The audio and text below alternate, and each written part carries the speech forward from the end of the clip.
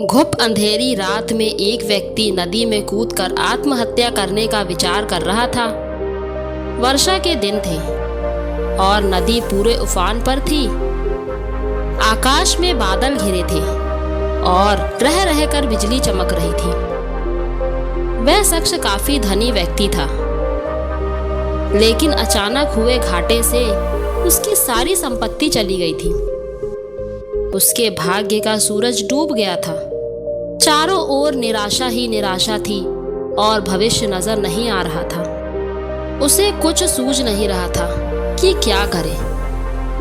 तो उसने स्वयं को समाप्त करने का विचार कर लिया और नदी में कूदने के लिए जैसे ही चट्टान के घेरे पर खड़ा होकर वह अंतिम बार ईश्वर का स्मरण करने लगा, तभी बिजली की चमक में उसने देखा कि एक वृद्ध साधु उसे पकड़े हुए हैं। उस वृद्ध ने उससे निराश का कारण पूछा और किनारे लाकर उसकी सारी कथा सुनी। फिर हंसकर बोला,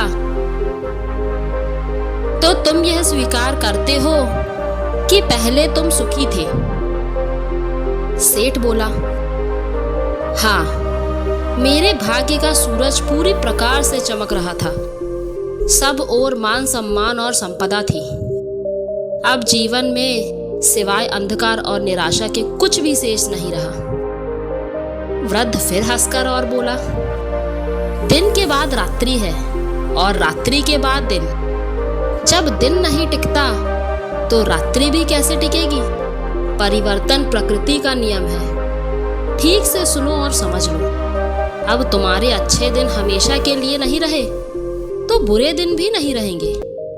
जो इस सत्य को जान लेता है वह सुख में सुखी नहीं और दुख में दुखी नहीं होता। उसका जीवन उस अडिग चट्टान के भांति हो जाता है जो वर्षा और धूप में समान ही बनी रहती है। सुख और दुख को जो संभाव से ले, समझ लो कि उसने स्वयं को जान लिया। सुख दुख तो आते जाते रहते हैं, यही प्रकृति की गति है।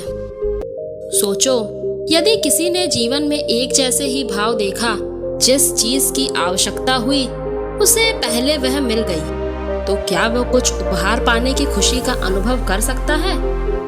दुख न आए तो सुख का स्वाद क्या होता है, ये कैसे कोई जाने?